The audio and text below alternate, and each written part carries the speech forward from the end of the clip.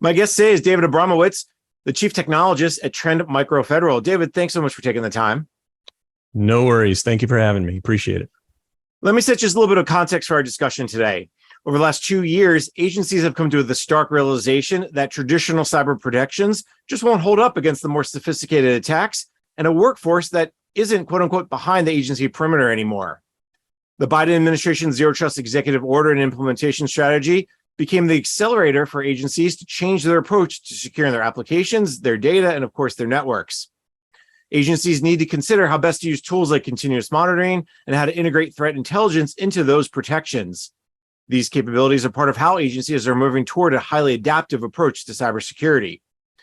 And of course, all of these efforts are important to agencies as they digitally transform their services and processes and move more workloads to the cloud. So how can agencies bring those cyber tools and capabilities into their secure IT modernization efforts? Well, that's where, once again, my guest comes in. Over the last 2+ years, David, we've seen a lot of change happening across the federal sector. We've seen this move, not just from the pandemic, but again, as I said, I think the pandemic really accelerated it, provide this catalyst, if you will, to this digital transformation. So let's start there. What are you seeing? How are agencies really taking what they've learned over the last few years and really moving forward more quickly to digitally transform, improve services, and ones that are obviously more secure? Well, the pandemic for sure caused a lot of change in the whole arena of digital transformation.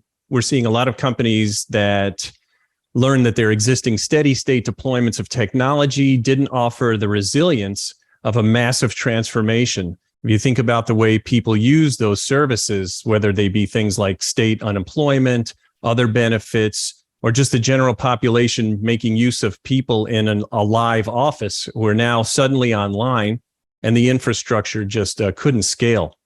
So what we're seeing with that is a couple of things. One is a push to a more hybrid cloud approach, whether that's helping customers maintain an appropriate security posture going from an old to a new medium, or whether it's embracing cloud applications to provide new services, transforming existing applications, or providing things like background support or supporting ongoing operations. We hear a lot about this push towards hybrid cloud, and I think what we hear is agencies are going to be here for quite a while. When you talk about the security posture, maintaining it, improving it, going from old to new, what were some of the things that your customers or those in the federal sector are asking you about maintaining that security posture?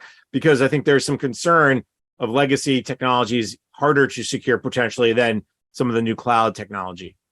Absolutely. So there were a few things. Number one of the concerns was, hey, but I'm running all of these applications on operating systems that are sunset already by Microsoft or whomever. How am I going to take that to the cloud and still get my vulnerability protection, or be able to, since they're not going to put out necessarily patches for vulnerabilities that come out, how can I move my workloads to the cloud and still get that kind of protection? That was number one. Number two, I've got a host of different operating systems, and I've got things set up in an on-premise data center. I've got pockets of cloud workloads. I've got virtual machines. How can I possibly bring this all together and not have to visit multiple consoles and keep my configuration and my policies consistent throughout? You bring up the single pane of glass and that idea that, okay, where am I getting all this information so I can make decisions in near or in real time? Is that maybe the biggest, what you're seeing from a cyber, and we'll get more broad in a second, but from a cyber perspective, that agencies really don't want to have to go to tool 1 and then tool 2 and then tool 3 and then try to bring it all, understand. They want everything to be integrated. Exactly. I think there's a lot of that. And to some degree, we need to step back and just discuss for a minute. 20 years ago, threats were not as complicated, and you could solve everything with a piece of technology, right? So whole industries around vulnerabilities and the purchase and sale of those moved from just being a nation state to a nation state area, if you will, to commercial got into it, and then vendors got in on the game as well. And motivations were all over the map. And with the cloud, the introduction of the cloud, you've basically matrixed the complexity of the attack surface. So beyond the point of just throwing technology at the problem, now it's a much larger problem for our customers. How do I manage my risk? Now, if you look at this from a medical point of view, for instance, you get a cold, you get a sore throat, you take antibiotics, problem goes away. But with COVID, it's all about how you manage the risk. Very similar to what we're seeing now. All you can do is take actions to manage that risk. And that's where modern cybersecurity people are living right now. They want somewhere where they can aggregate and correlate all of the security information in one place, a concentration of information to correlate and deploy and make risk-based decisions on what the next steps should be. And organizations are very limited in their resources, so they appreciate that. And it's a collaborative effort. So going forward, in the new risk-based world, a collaboration of tools and intelligence becomes more important. I'll give you one example. I was sitting in a meeting with a customer, and a comment was made about a competing product that they owned. And the customer said, whoa, let's just stop right here. I don't really care if you don't get along with this other vendor. That is not my concern. That's for you to figure out. But if you can't figure out how to play together and how to bolster my security posture so that the investments I've made, I get more return on those because I've got the best of both of you, then I probably don't want either of you. And that's a real eye-opening thing. In the tech world, it's typically all about finding the singularly best piece of tech to solve a problem, right? The roundest peg for the roundest hole.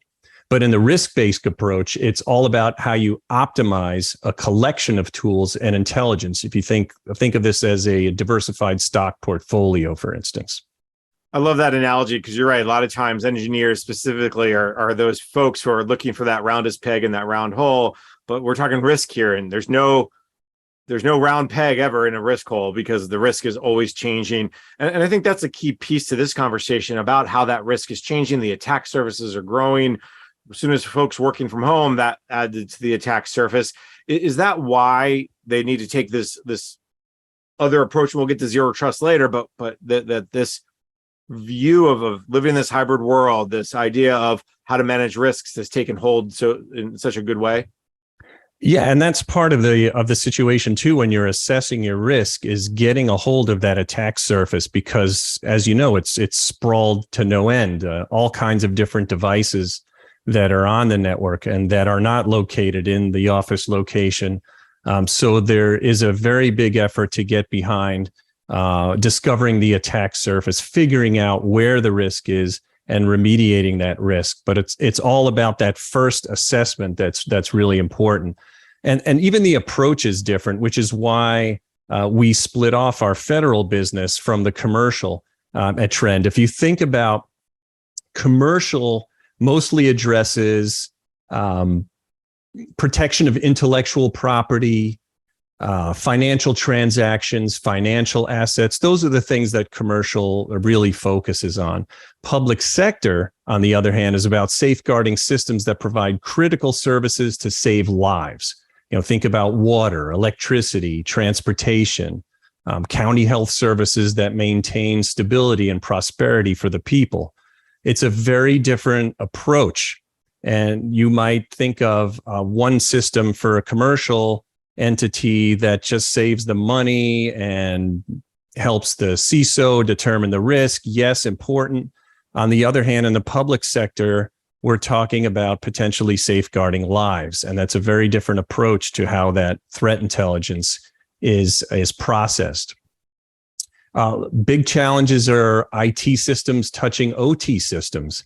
And so we need to make sure we have the right hygiene and approach on the IT OT interface to limit that attack surface down to, say, one single protocol running on an OT system. As you bring up the commercial side versus the federal side, and obviously you mentioned the business unit that's split off, give me a sense of what are you seeing maybe even on the commercial side as comparably? Are they're probably going through the same challenges. You're getting a lot of the same questions on the commercial side as the feds are asking. But as you said, the missions are so different. The missions are very, very different. And that was really nailed home when we had a recent trip to Israel. And other governments like Israel, they don't view the vendors in the US as competing with each other for products. They view the vendors as what is the best of your technology and approach and strategy that you can bring forward that I can combine with these other pieces to make a very solid whole and provide me with the threat intelligence I need to prevent the next suicide bomber attack. So it's very, very, very different approach as far as that's concerned. On the commercial side, we are seeing another big push for SaaS-based offerings, whereas in the public sector and the federal side, a lot of our customers cannot or will not move to a SaaS model at this point. So it's critically important for us as we continue down this path to provide both on-premise solutions and SaaS solutions for those that either have to or must stay or won't go to the cloud and need to stay on-premise, and give them a path to migrate when it's time and when it's feasible for them to go to a cloud-based or hosted service. I hear several times from in the community about this move to SaaS, and it's these little baby steps because they're worried about cost, or they're worried about the data egress and ingress costs. So I think you're right that it's probably not as quickly as some of the commercial side. What's the one maybe lesson you'd point to that you've heard from your customers, or two lessons if you want, David, feel free, that kind of came over that folks have come up with over the last year or so, post pandemic, and that really drove this digital transformation security side? I think there are a few things that we're hearing. And number one, it's almost not a fear so much as a discomfort with potentially losing control over the infrastructure and the services and giving that over to the cloud if they are capable of moving there. So it's a real balancing act between being comfortable with doing that and giving up that control. But at the same point, there's lots of cost savings and consolidation, and you don't need to worry about hardware and power and cooling and all of those things. So there's a balancing act, and customers are sort of weaving their way and navigating through that to get to a place where it makes the most sense for them. And I think the more that we provide the necessary security and make sure that there's an understanding about what a cloud service is responsible for and gives you, and what a cybersecurity vendor like Trend Micro is responsible for, as long as we keep talking about that shared responsibility model, I think that they're going to make bigger steps to move to the cloud. Yes, I hear that all the time from federal CIOs and CISOs. It's shared responsibility. The question is, how does that play out? How do they understand it? And, part of that we'll talk about in the next segment. But first, we're going to take a quick break. You're listening to the discussion Innovation in Government, sponsored by Carahsoft on Federal News Network.